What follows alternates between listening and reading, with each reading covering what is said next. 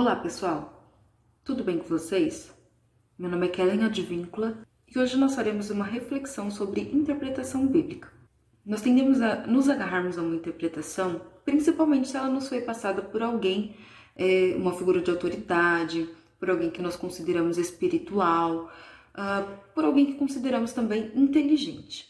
Mas olhemos para nós mesmos. Se somos comprometidos com uma vida de oração e com a leitura da palavra, essa interpretação a qual nós defendemos e nos agarramos tem nos feito melhores? Tem nos feito mais mansos, mais humildes, perdoadores, enfim, mais parecidos com Jesus? Sabe quem vai poder dizer isso?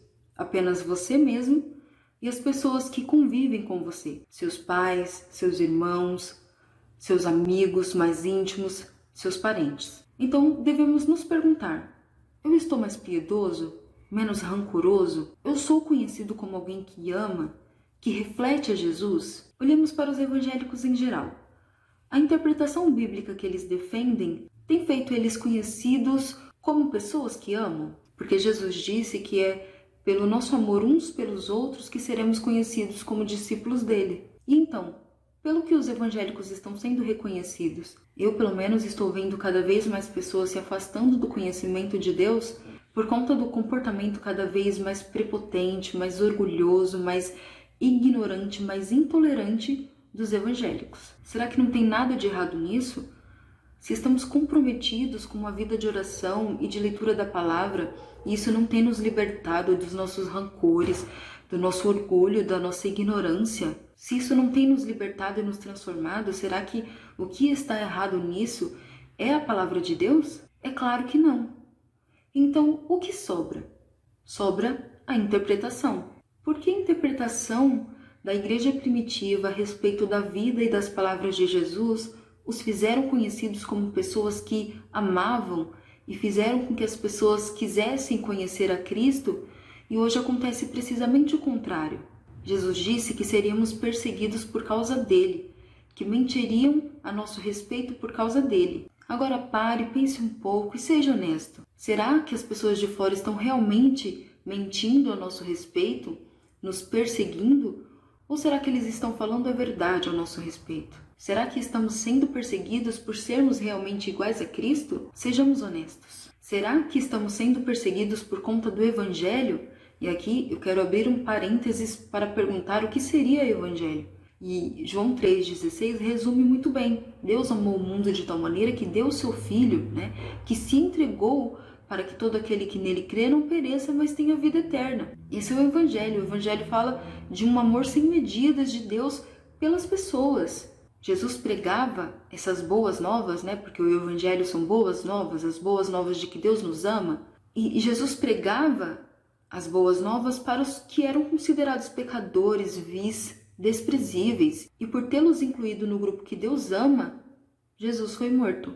Ou seja, Deus foi morto em nome de Deus, por aqueles que acreditavam defender os interesses de Deus. Os religiosos mataram Jesus porque não aceitavam que ele perdoasse pecados, que ele curasse, que ele sentasse com pecadores e tivesse comunhão com eles, por não aceitarem o evangelho da paz, que Deus fez as pazes com todas as coisas, inclusive com os gentios e samaritanos, por meio de Cristo.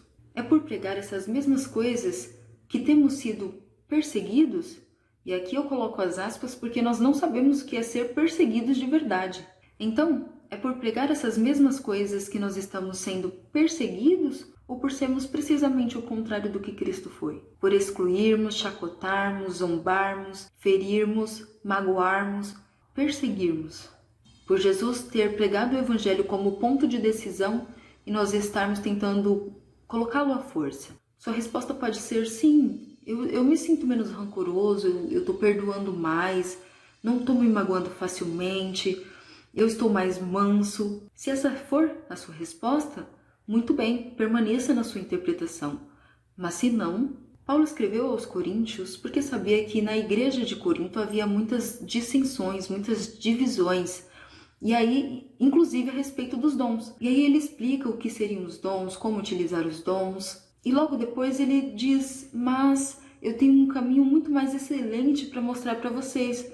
E aí ele descreve o amor. Ele termina o capítulo dizendo que agora nós conhecemos em parte, e portanto, o que permanece são a esperança, a fé e o amor, mas que o maior de todos é o amor. O que isso significa? Significa que possivelmente nós não entraremos em acordo a respeito de interpretação, porque agora nós conhecemos em parte, agora nossa visão é limitada.